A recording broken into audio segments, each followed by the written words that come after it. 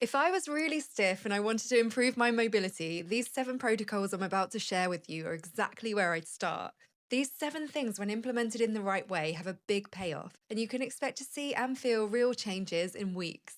If you want to build a strong foundation for a capable and mobile body, here are practical, actionable steps that you can add to your daily routine from today. The first thing I do is super simple. I sit on the ground as often as possible and for as long as possible. If you're someone who sits on a chair for 8 or more hours a day, this is where I'd start. Trust me on this. If you're only taking one practical piece of advice from me today, make sure it's this and don't skip it. Anytime you're about to sit still for a long period on a chair or a sofa, ask yourself, can I do this on the ground instead? Make it a part of your normal day. If it's desk work, that's trickier, but if you have a coffee table or a low surface, experiment with setting yourself up there for any part of your day you're not in back to back meetings. Sitting on the ground with a low centre of gravity is an important gateway to lower body mobility. It teaches your hips, knees, and ankles to move through a bigger range than when you're stationed in a higher plane. It also teaches your nervous system that it's safe to be down here and you can get back up again. Teach your body to get comfortable here, even if it doesn't feel that way at first. The second thing I do is get familiar with how to move my neck and my spine effectively every single day. Start with gentle rhythmic movements of the neck, which can help cerebrospinal fluid. This is the fluid that surrounds and nourishes your brain and your spinal cord to circulate more freely. The key is to move just enough to encourage that flow. We're not pushing to the maximum range here. Spend 1 to 2 minutes on your neck and then let's take it to the whole spine. The key is to move the spine through all 4 directions: rounding, arching, side bending, and twisting. These are natural movements and they can all be done from sitting on the ground or from hands and knees or from standing. Have a play around and see what feels good for your body. The third thing I do is roll a cork ball under the soles of my feet while standing. You can source one of these online fairly easily or use a tennis ball instead. But personally, I find a cork ball is more effective, so do think about getting one of these. Start at the ball of the foot and slowly roll towards the heel and back again until you've worked across the whole underside of the foot.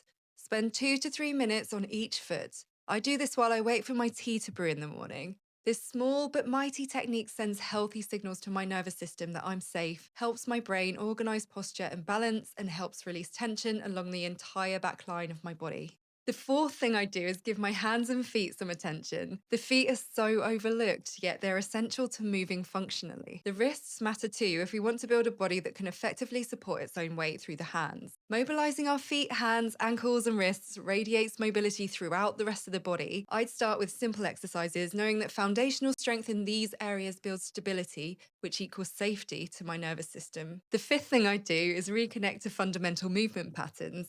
Crawling is where I'd start. You can begin slowly, get the balance first, and shift your weight around. Feel into your wrists, shoulders, ankle strength, then add the movement step by step.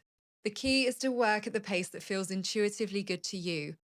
Not only are these primal movements a game changer for mobility, they also build and improve strength, balance, proprioception, and posture for the entire body. Go have some fun with this and release your inner bear, or crab, or both. The sixth thing I do is build 10 to 15 minutes of gentle mobility into my routine at least 3 times a week, but ideally every day. I'd encourage you to incorporate all of the elements I've mentioned up to this point in the video for this routine to begin with. You can then gradually build to a more complex or intensive routine from there. I'll link my go-to mobility video in the description so that you can follow along and get started.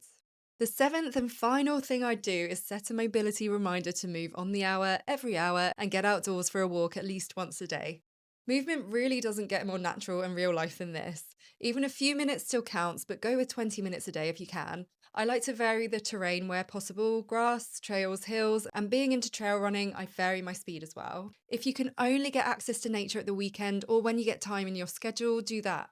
Begin wherever you are and within what feels possible for your life. If you've tried any of these 7 protocols already, I'd love to hear which one felt the most useful to you. And if you'd like me to go deeper into any aspect, comment below and tell me what you'd like to see in more detail. I'd love for you to be part of my online community, and you're very welcome to join by subscribing for more practical mobility guidance. Mobility isn't just exercise, it's not stretching, and it's not flexibility, it's your health, and it comes down to the lifestyle decisions you make every day.